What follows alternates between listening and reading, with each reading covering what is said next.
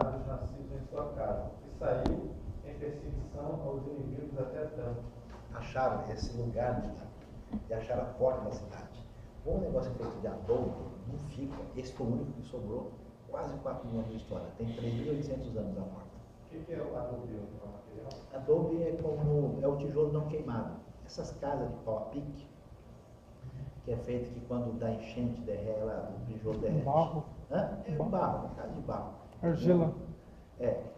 E eles têm tudo até protegido lá, né? Porque ainda sobrou. Então eles sabem que é o lugar da entrada da cidade na ocasião. E aí você tem a medição direitinho, né? E a coisa bem segura. E então você tem essas referências. Agora, Abraão, muito possivelmente, é um imigrante no meio desse pessoal todo. Existe uma discussão, porque aparece na literatura antiga, uma referência a uns caras que ninguém sabe direito o que eles estão, chamados de Rabiro e Apiro. Parece um grupo social meio incômodo. Você sabe que em hebraico, né, o nome hebreu é Avar, Ivri, Rabiro, a mesma radical. É possível que os Rabiro ou os Apiro, conforme alguns autores, tenham relação com esses hebreus.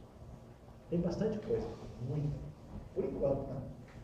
Daqui a pouco vai ter mais uma outra quantidade. Tem uma relação do Êxodo com esse povo? Sim, exatamente. É uma das hipóteses, porque eles são mencionados lá. E nas pinturas do Egito, você evidentemente vê o Egito de um lado, o egípcio de um lado e um semita. Está lá porque eles são diferentes etnicamente. Se Deus nos revelar e permitir que vocês sejam abençoados, vou ver se eu acho aqui a coisa e mostro para vocês. Mas só fizer uma oração forte. Estou sentindo um calor aqui dentro. Eu também. Vai ser uma oração. Oração. Oração muito forte. Subiu direito em oração. Então, Gênesis 11 fecha com essa unidade para o mal, uma arrogância contra Deus, invasão da moral divina. E Atos vai retomar isso como o oposto, né? O Pentecoste é o quê? É o reverso de Babel. Porque Babel é a coisa que vem de baixo para cima, o Pentecoste é de cima para baixo.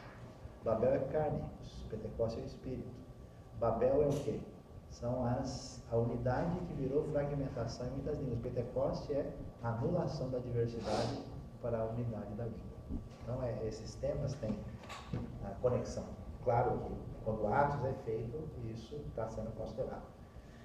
Essa eterna Torre de Babel tem o seu plano de fundo a partir dos igurates. Os antigos achavam que o céu estava a 2 quilômetros da terra.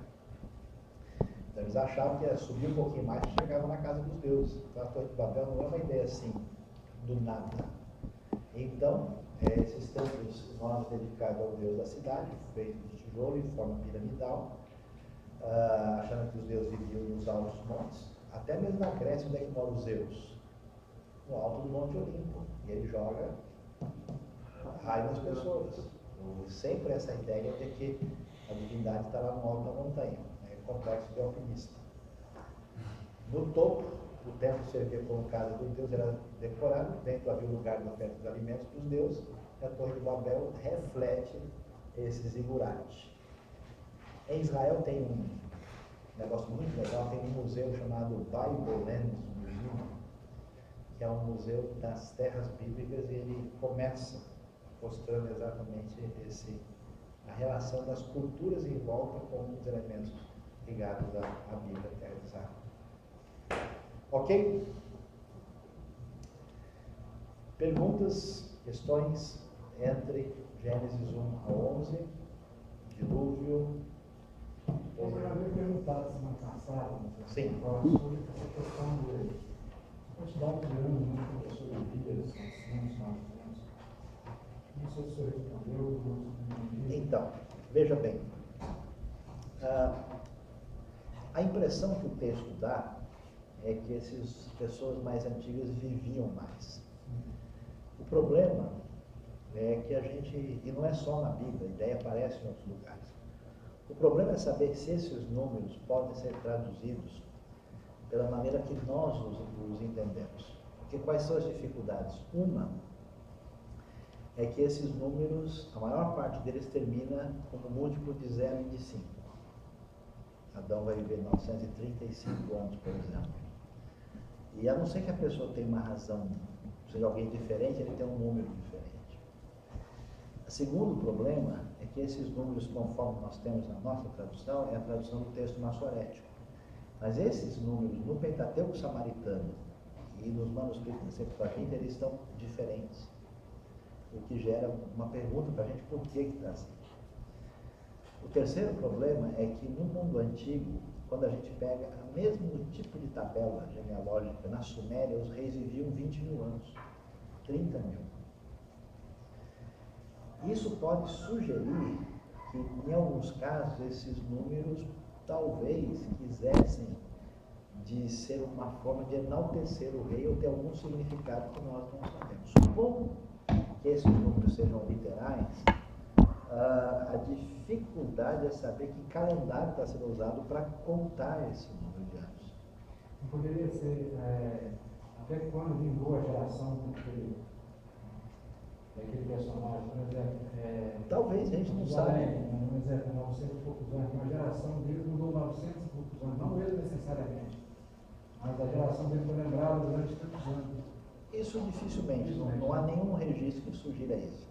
O que tem um outro problema, bem muito claro, é que as genealogias, elas não são completas, porque não é a intenção delas, elas têm saltos.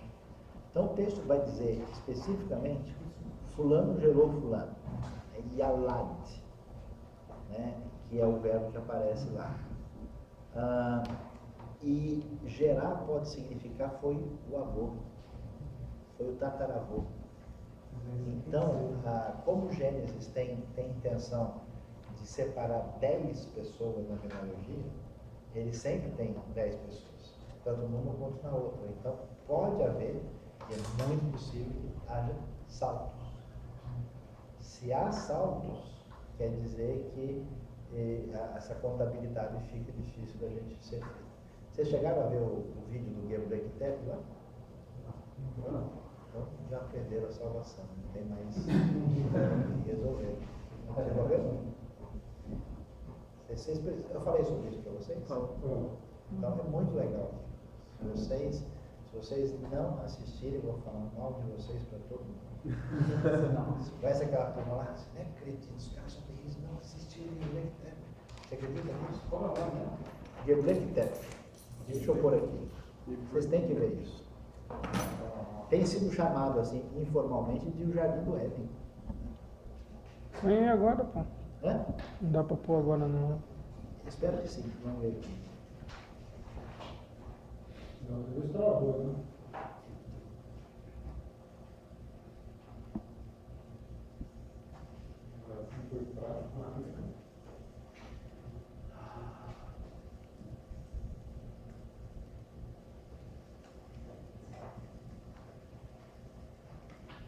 É esse aqui, ó.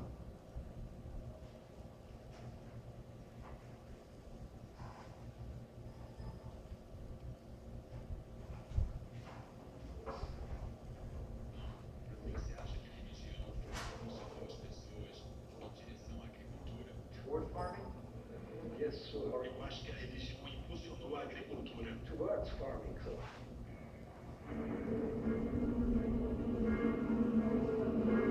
Nós sempre acreditamos que as religiões organizadas se desenvolveram a partir do início da agricultura e do estabelecimento dos povoados. Mas essa religião veio antes da agricultura. O que eles estavam tentando conquistar? A nova religião dá à humanidade uma enorme vantagem psicológica. Ela nos coloca acima dos animais e da natureza.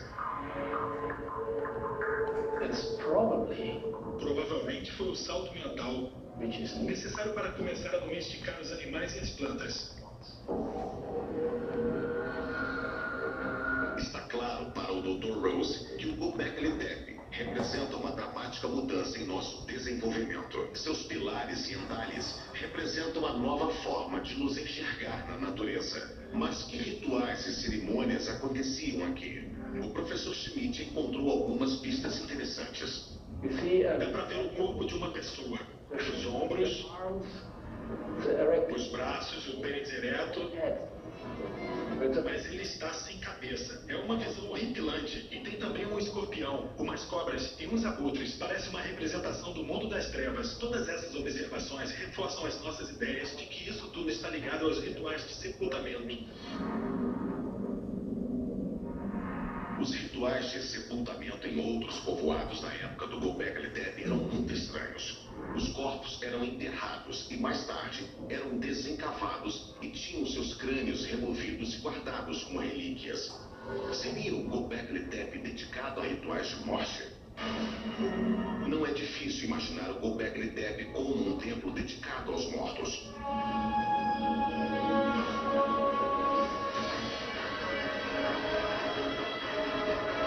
Seu enorme portal conduz a um obscuro mundo onde os crânios dos mortos são separados de seus corpos e rituais bizarros são realizados sob imponentes monólitos que proclamam a superioridade do homem sobre as criaturas selvagens.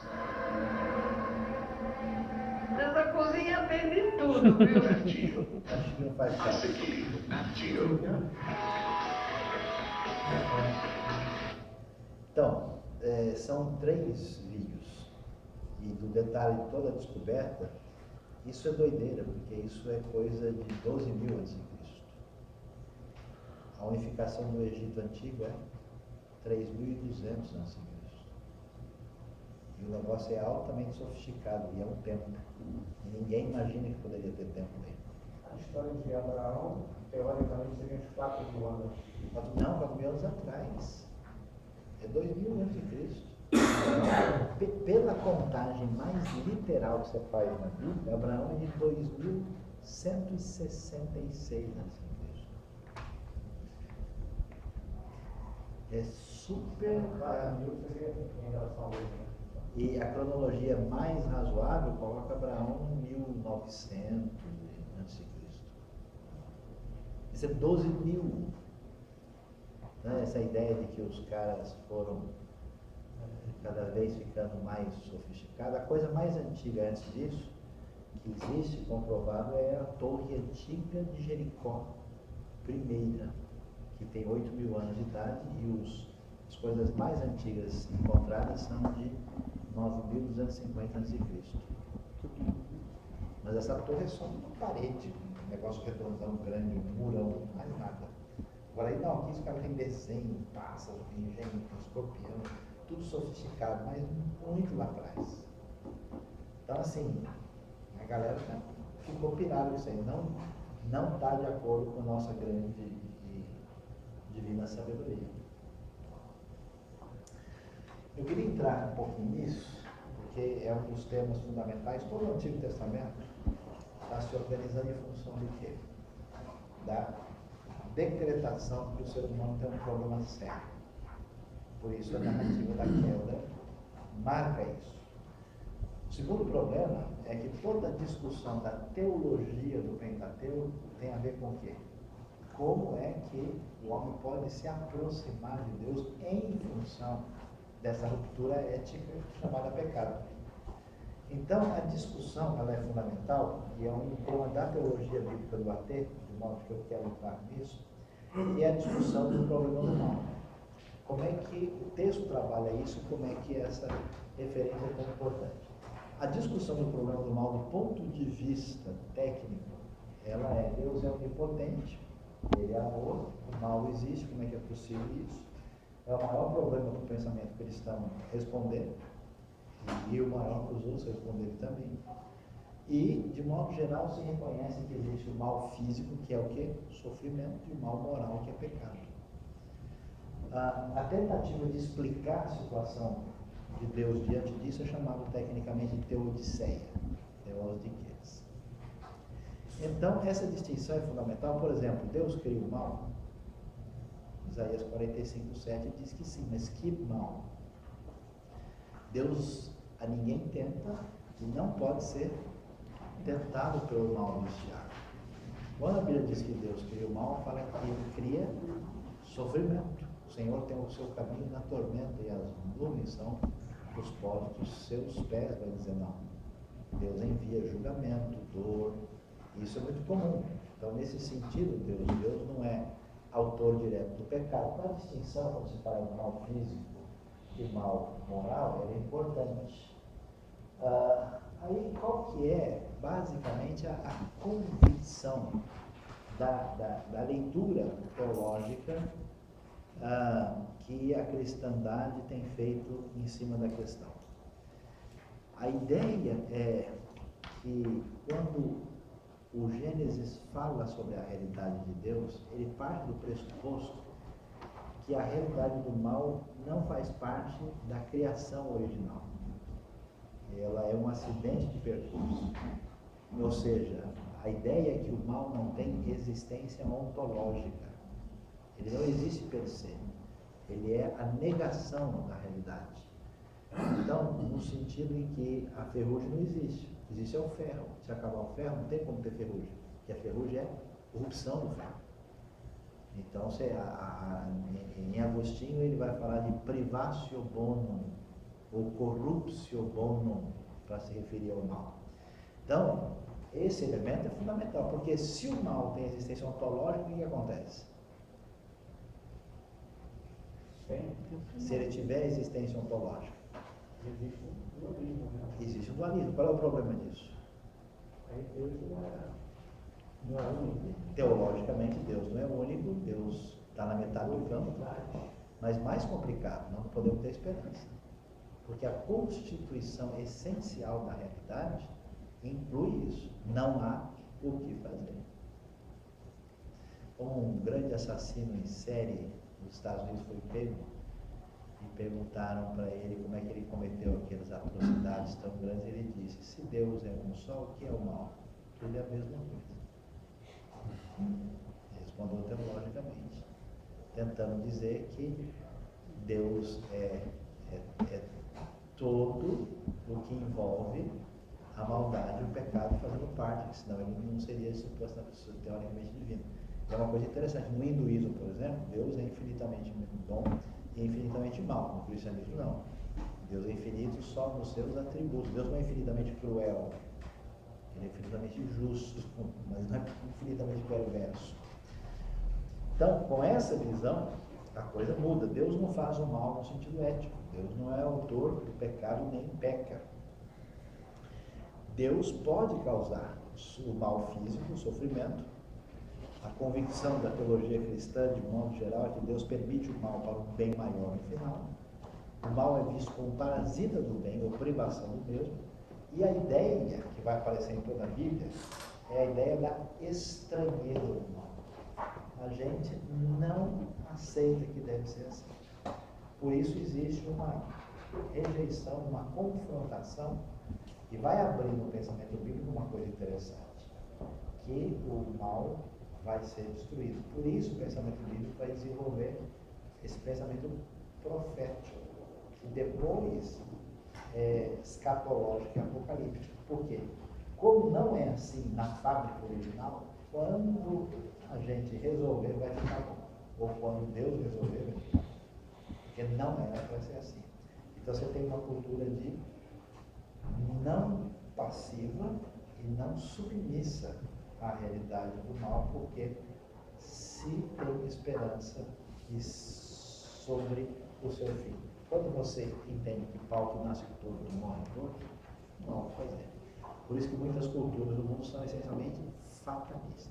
É assim mesmo. Que é o problema da sociedade de hoje. Qual é o problema que as pessoas têm?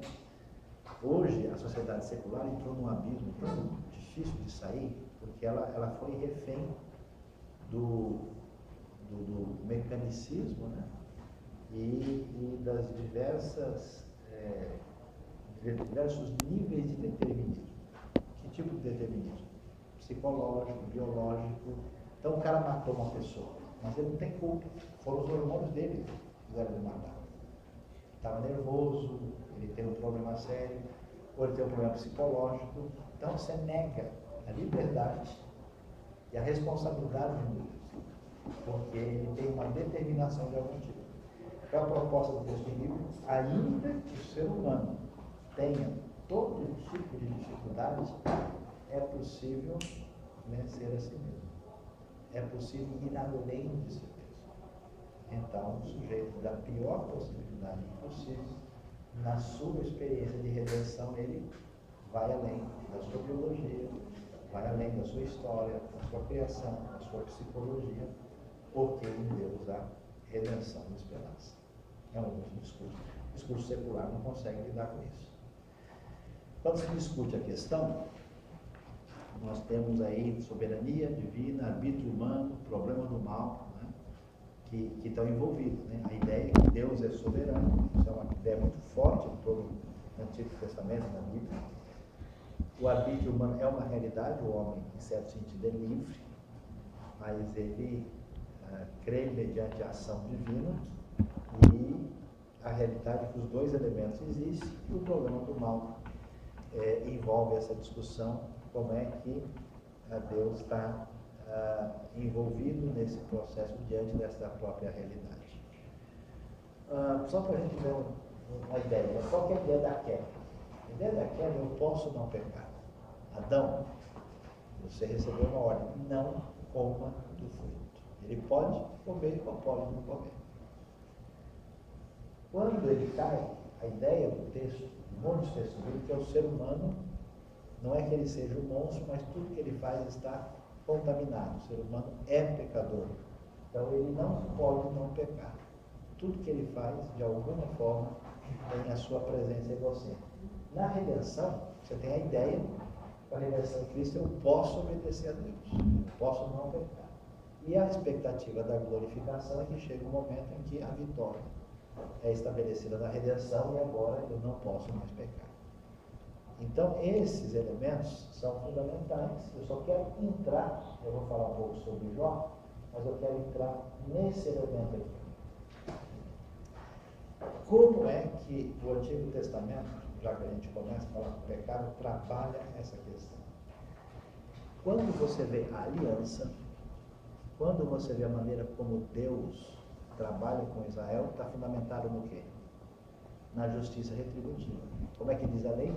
Olho por olho, dente por dente. É feio, é horrível isso? Não.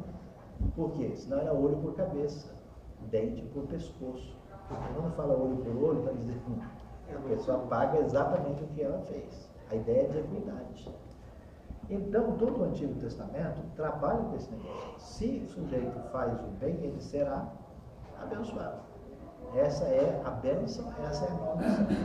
Por isso, né, você tem o Salmo 1. Feliz do homem, bem-aventurado aquele que não anda no conselho do dia. Então, o Senhor conhece, no sentido de reconhece o caminho do justo, mas o caminho do ímpio leva à perdição ou perecerá. Se contrasta. Qual é o problema? Não acontece assim. O cara é justo, leva chumbo. O cara é bandido e está de boa. O que acontece? A Bíblia é muito legal ler o Antigo Testamento, porque ela problematiza a questão levantada nela. O texto é como se fosse uma camada, um pavê, assim, tem várias camadas. A primeira camada trabalha com a ideia de que se você obedece, é justo, Deus abençoa. Se não. Mas está cheio de cara, o Salmo 73, o cara fica em desespero. Inutilmente lavei as minhas mãos na inocência, porque eu vejo na prosperidade do mundo. Então você tem uma segunda resposta no texto. A justiça pode demorar, mas ela vai chegar. Até que entrei no santuário de Deus e atentei para o fim deles. Como eles são destruídos de repente, e é isso que acontece. Só que isso não responde tudo, porque a coisa não se restringe ao indivíduo. Se a justiça não viesse logo, como é que o texto coloca? Ela vai chegar no tempo certo. Então existe a ideia de passar a régua. A ideia de Deus está só anotando na caderneta. Quando ele chegar para cobrar, o bicho vai pegar. Aí você tem o Yom Yehovah, o dia do Senhor, que é o dia do juízo. Então, o desdobramento do pensamento escatológico no Antigo Testamento é derivado da equação da relação da justiça com o bem e o mal. Então, pessoal, fiquem prestando atenção. Amós, vai chegar o dia do leão. Quando ele vier, a gente vai botar os pingos nos is. E se isso não for suficiente, não tem problema. O Novo Testamento diz, olha, você acha que se acaba aqui? Tem o segundo tempo depois. E demora pra caramba isso. Tem uma boa jornada lá e existe um negócio chamado Lago de Fogo e existe um outro chamado Nova Jerusalém. Existe redenção, existe perdição, a justiça final é feita na vida futura. Tá? Eu vou introduzir isso, porque hoje não dá para a gente mexer. E aí tem uma quinta abordagem muito interessante, que é a abordagem de Jó, que vai fazer parte desse processo. Terminando o plano do mal, a gente vai entrar propriamente nos dois temas mais fundamentais, que envolvem a ideia de aliança e a ideia de reino divino e governo domínio. Tá bom? 8h13. Temos 1 minuto e 45 segundos para começar a nossa campanha. Valendo! Valendo! Vamos lá.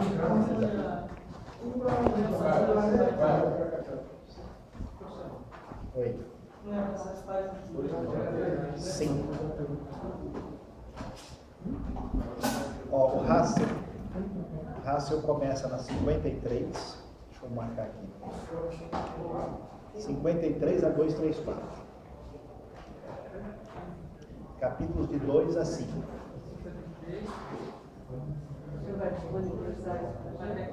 Sim. Hã? Até o 253. Ó, o livro do Hassel. Eu vou passar isso por e-mail, mas se alguém já quiser olhar já. É da página 53 a 234. E o livro do Kaiser, eu vou passar um outro texto em PDF para vocês no e-mail. O slide eu vou orar para ver o que Deus revela, se eu devo passar. O plano da promessa de Deus. Não, o racional é Teologia do Antigo e do Novo. Editora Academia Cristã. Passa o slide pra gente. Então, é só se Deus revelar. Tá bom. Posso ouvir um amém? Amém. Vocês só vamos para a capela lá?